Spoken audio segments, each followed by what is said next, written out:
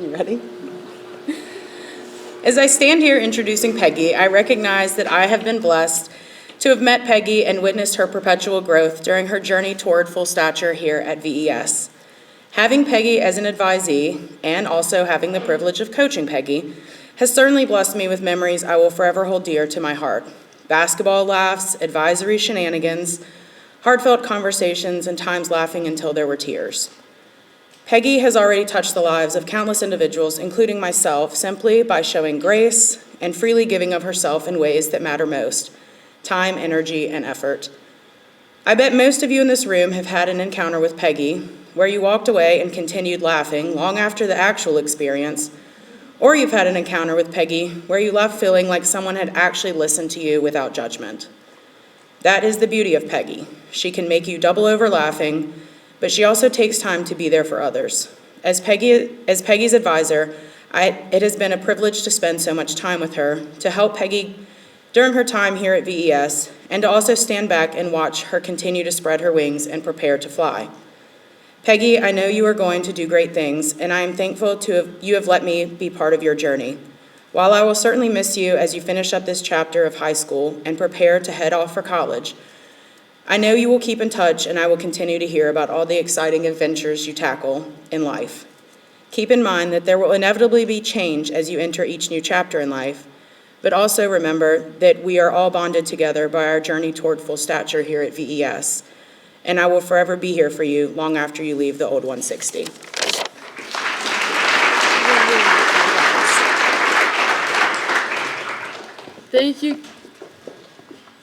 Thank you, Ms. Jones, for being a coach, dorm parent, and true role model throughout my years at VES. I cannot thank you enough for always supporting me and believing in me. This summer, I did two things: hike over 200 miles in the French Alps and attend the VES College Application Boot Camp, one of which made me want to crash out. And surprisingly, it was not the college application camp. On the first day, we were tasked with the well-known Wake Forest supplemental question with no prompt. It just read top 10. It was intimidating. I stared at it for a long time before Ms. Chutlos approached me and she explained that list could be anything. This inspired me to write about something that will leave me with a mark. VS undoubtedly made a large impact on my life, and I wouldn't be who I am today without the many permanent memories I had made during my time here. So without a doubt, I will choose to write my top 10 moments during my time at VES. I'd like to share this list with you now. My top 10 memories at VES. Sophomore year, Sophomore year, wintergreen trip. Most of my friends know how to ski. Well, I don't. But I still wanted to go to wintergreen with everyone. I was thinking, since I know how to wakeboard, I thought snowboarding would be similar. So I had to try it out.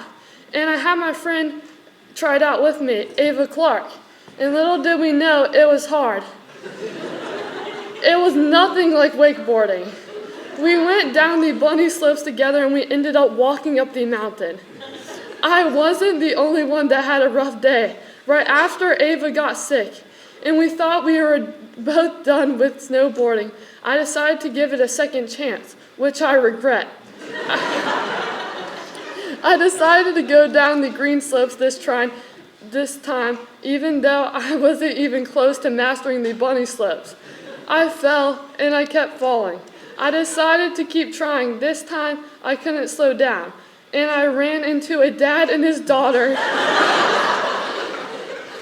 and I ended up in a ditch, which I got up, and the ski patrol was there, and I noticed the dad went away on the snowmobile. Don't really know what happened to him, maybe the hospital. But I was okay. But I hope he was okay. Then it was my turn to ride the snowmobile, and it turned out I had a concussion.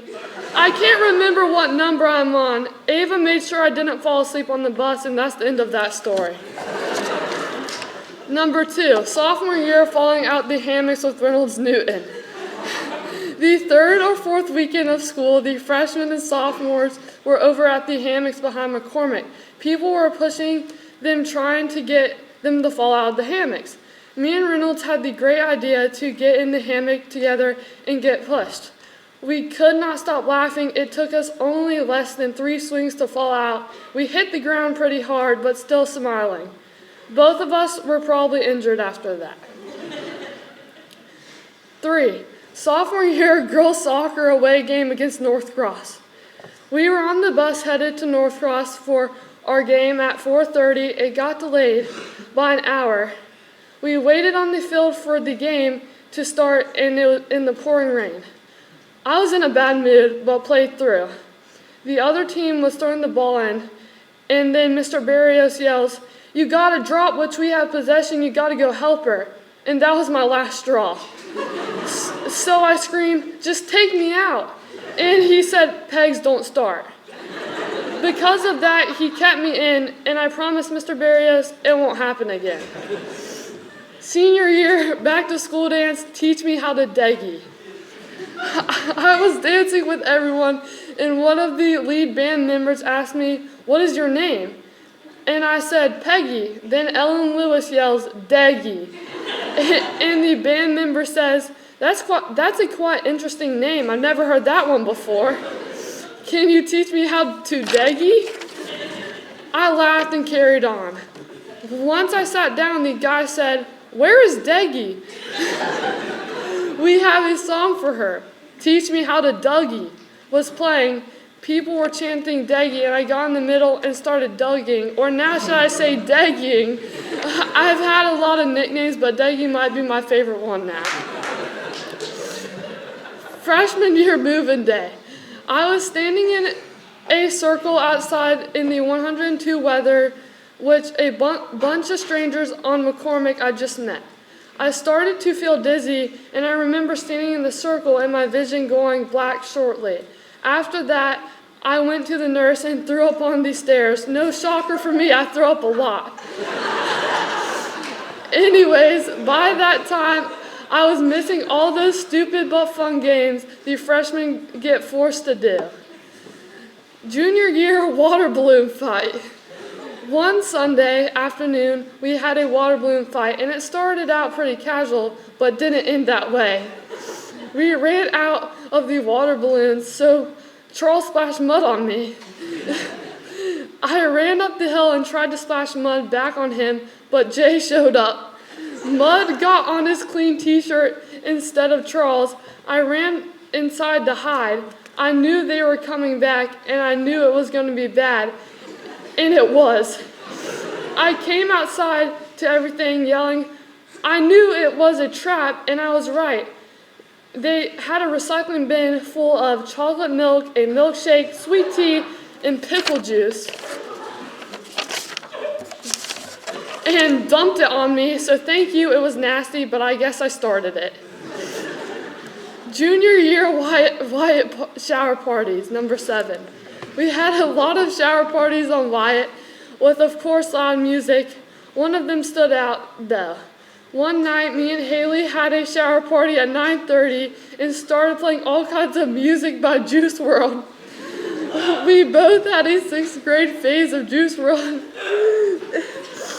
We were screaming these songs and got told to quiet down a lot. When the song Robbery came on, we were especially loud, and it was just really funny to me because we were so caught up in singing Juice WRLD, we got carried away and ended up getting out an hour or more later. Sophomore year, throwing a chair at my roommate, number 8. On freshman year, I was randomly placed with a great person. We really loved each other, never got into fights. Sorry, Miss Gates. So we decided to be roommates again our sophomore year. One random day, our sophomore year, I decided to show my love towards my roommate by throwing a chair at her. I guess I had a little bit of anger built up. Still sorry, Augusta. And what we did the next year, we were roommates again. 9, every year sleeping in class. History class is a rough subject for me. I always end up falling asleep. It's now a routine. This what has happened in the past in history classes, but the best naps were in Button's history class. I would fall asleep in almost every history class, and it became a problem. All I remember is when I would get woken up from a nap, I would hear Mr. Button's voice yell, "Peggy!" "Sorry, Mr. Button, I guess I deserve to C on the exam." Number 10, just Wyatt dorm. If you know, you know. It amazes me how small things can turn into things you will remember for a long time. While you can, go have fun and make some memories. Memories are the core in lives, connecting us to our past and capturing the joy and the lessons in our life.